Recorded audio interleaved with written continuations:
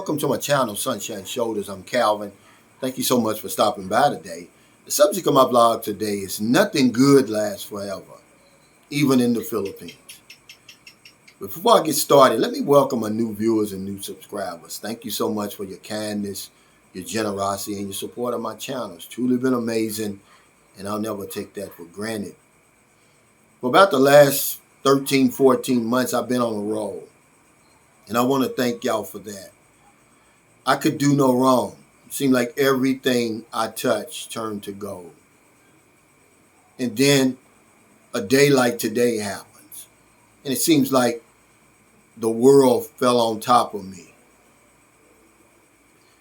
And because my channel's a real life channel, it's not always beaches, bombs, and booty. Sometimes you're going to get a good dose of reality over here. I want to talk about this today. It was time for me to renew my visa, and I made a decision that I was going to start dealing with Dumaguete because I just didn't feel welcome in Bacolod. And now with Alert 3 and these travel restrictions, you can't just get on a bus and go to Dumaguete. So I had to go to Bacolod. I said, well, I'll go this one time, and then in 2 months, COVID's going to be died down, and I can start back going to Dumaguete again. Well, I follow my instinct. And I couldn't sleep last night because I knew something was going to go wrong in Bacolod. And it did. It was Murphy's Law. And the minute I walked in there, because they know me, they knew that I was getting close to my 36 months. She said, you've overstayed. She said, you need a motion for reconsideration. Would not let me. She was confrontational. And I'm like, from the jump. And I was shocked.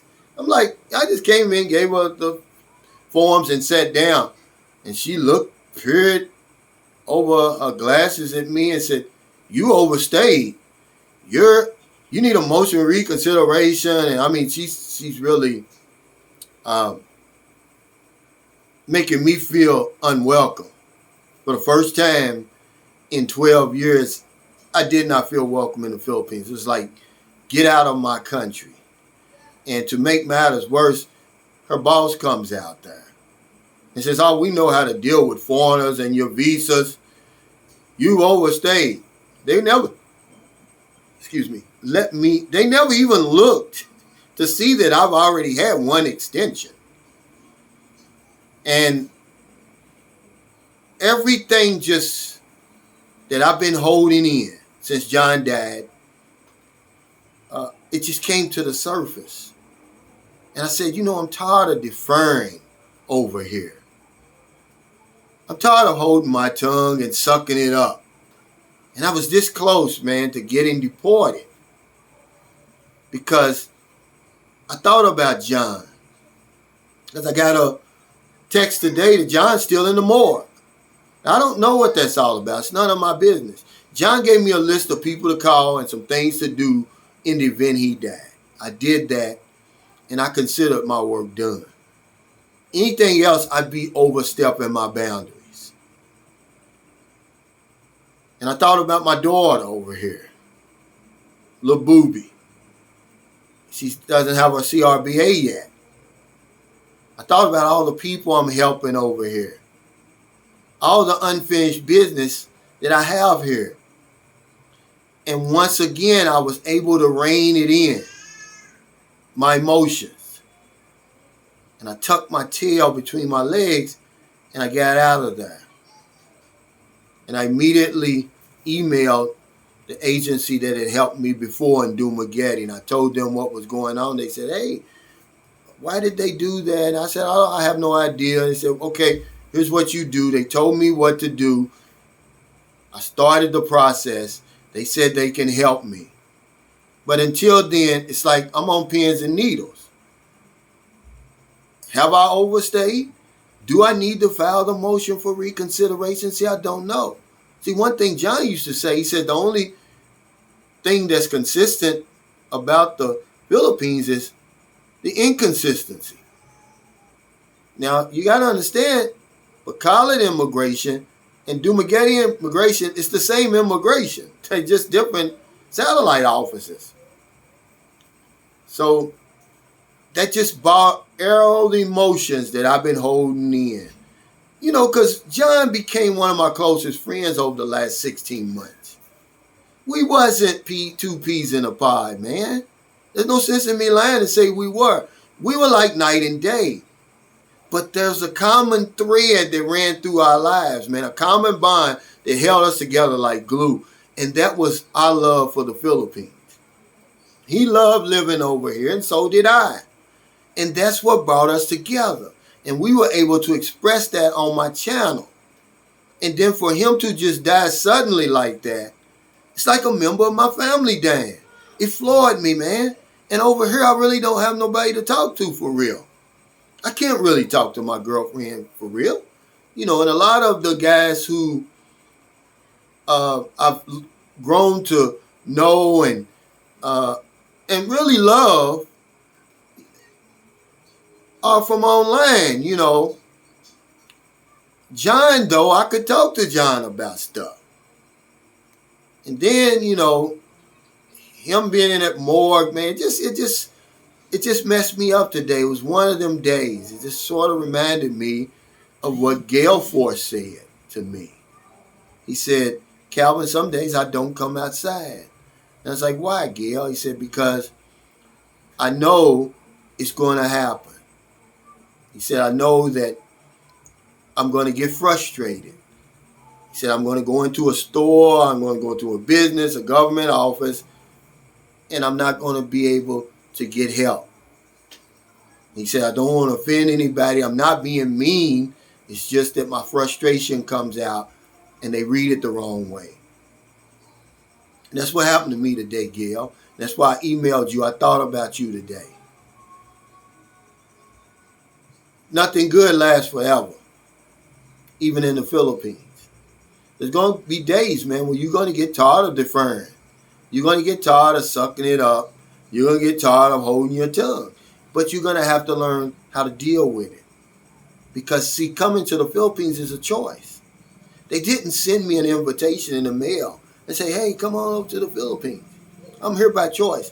So there's no sense in me complaining. There's no sense in me talking about how bad things are. It's a choice. I can stay or I can go. I can learn how to deal with it or I can go crazy. I've learned how to deal with it because it is what it is. You can't change the Philippines. This is their culture. This is their traditions. This is their country. And, you know, it's a hit the road, Jack, if you can't deal with it.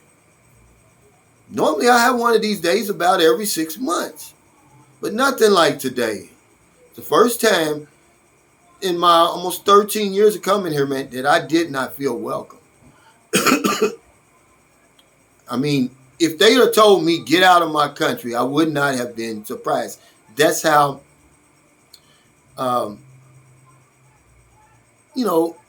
heightened the tension was there. And I couldn't understand it. I don't know if something had happened before I got there or what.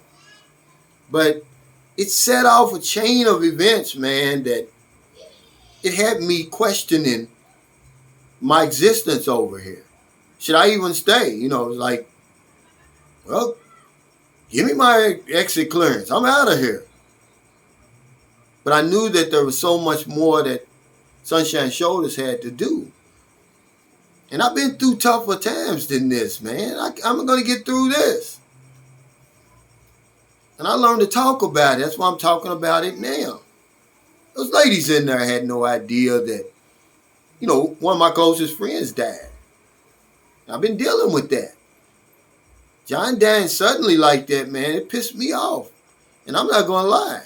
He deserved better. And then finding out he's still in that morgue like that, man, it's just, I had a whole range of emotions. So instead of me coming on her faking and making some video that, because I got a list of videos I could make, I said, no, you know, I'm going to be real about this today. I'm going to tell people how I'm really feeling today, man. You know, I was this close to packing up, man, and leaving, man, and just saying, I don't have to deal with this stuff, man, because I haven't done anything. I try to do the best I can over here. I follow the law. I don't violate the rights of my fellow man.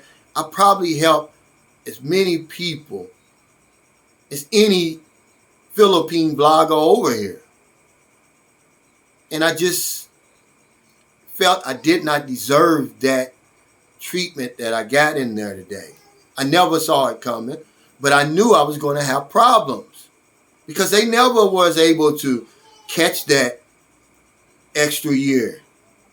She wouldn't let me show her anything. She wouldn't let me do anything. I couldn't get a word in. So I said, okay, I'm out of here. I live to fight another day. So thank you so much for stopping by today. This message is for the man and woman who gets over here. You're going to be on a pink cloud. And you're going to be on a pink cloud for a long time like I was. Like I am. This one incident today does not cloud my view about the Philippines. It did for a split second. But then I get a call, or not a call, a message on my messenger, a series of pictures. They've started construction on the houses up there in the mountains. See, that's the type of stuff that makes it easy for me to deal with the other stuff that comes around once every blue moon. See, when I saw those guys doing that cement and those hollow blocks and running those rods up for those posts and everything, man, see, that filled me with something that took all that other stuff and immigration away. So I want to thank y'all for listening today. If you're in America, you're getting up, you're getting ready to go to work, get something to eat, go to the gym, maybe get a cup of coffee or a newspaper. If you see somebody out in the street or wherever you see them, buy them something to eat, buy them something to drink, give them a few dollars. If you're in the Philippines, it's already about 6:30 or 7 at night. It's midnight here is what I call it. And nothing good ever happens after midnight, after dark here. I hope you were able to help somebody over here. There's no excuse not to help somebody over here. It's not a day goes by that I don't help somebody over here.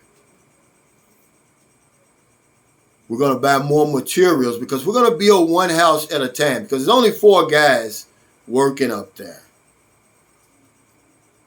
And I'll tell you, when you see the look on their faces, it'll make all the other stuff, man, worthwhile that you have to put up with every now and then over here. Just to be able to help them in their time of need. It puts all that other stuff on the back burner, man. Because if I don't know anything else, I know this one thing for sure. When we help other people, we help ourselves. Take care, stay safe, stay COVID free. I'll see you next time.